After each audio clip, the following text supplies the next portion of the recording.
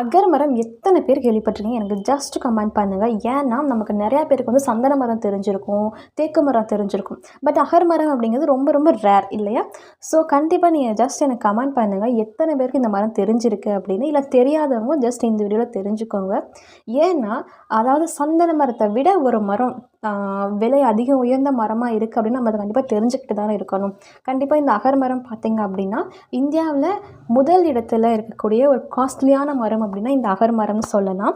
கண்டிப்பாக உங்களுக்கு தெரியல அப்படின்னா நான் ஒரு கனெக்ட் பண்ணுறதுக்காக ஒரு எக்ஸாம்பிள் சொல்கிறேன்.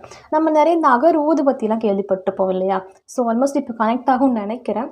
எஸ், இந்த அகர் மரத்தில் நிறைய ஊதுபத்திகள் வந்து தயாரிக்கிறாங்க. ஊதுபத்தி மட்டும் இல்லை, நிறைய வந்து perfumes and oils and soap, மெழுகுவர்த்தி, இந்த மாதிரி நிறைய பொருட்கள் வந்து தயாரிக்கிறாங்க. ஓகேங்களா?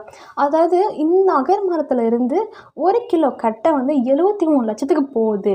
இல்லை 1 லிட்டர் எண்ணெய் வந்து 23 lakhs அப்படின்னா உங்களால் நம்ப முடியுதா? நம்பி தான் ஆகணும். ஏன்னா இது அவ்வளோ காஸ்ட்லியான மரம். ஸோ இந்த மரம் வந்து பார்த்திங்கன்னா இந்தியாவில் எங்கெங்கெல்லாம் வந்து வளர்க்கலாம் அப்படின்னா மோஸ்ட்லி நிறையா வந்து அகர் மரம் எங்கே இருக்குதுன்னு பார்த்தீங்கன்னா அசாம் ஸ்டேட்டில் வந்துட்டு நிறையா வந்து பயிரிட்டிருக்காங்க.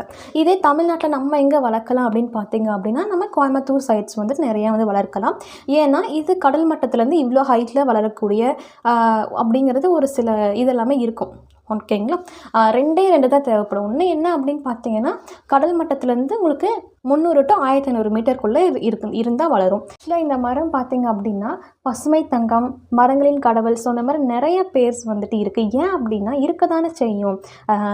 எல்லாமே வந்து ஒரு எங்கே வேணால் நான் வளர்ந்துப்பேன், எனக்கு இப்படி தான் இருக்கணும் அந்த மாதிரிலாம் எதுவுமே இல்லை. ஸோ வளமான ஒரு மண் இருந்தால் அந்த மண்ணில் இந்த மரம் வளரும். அதுக்கப்புறம் மழை தேவைப்படாது. ஸோ விவசாயிகளுக்கு எந்த ஒரு சிரமத்தையும் கொடுக்காம டான்னு அது பாட்டுக்கு ஒரு வளரக்கூடிய மரம். அப்படி இருக்கும்போது இந்த மாதிரி சொல்லலாம் தானே.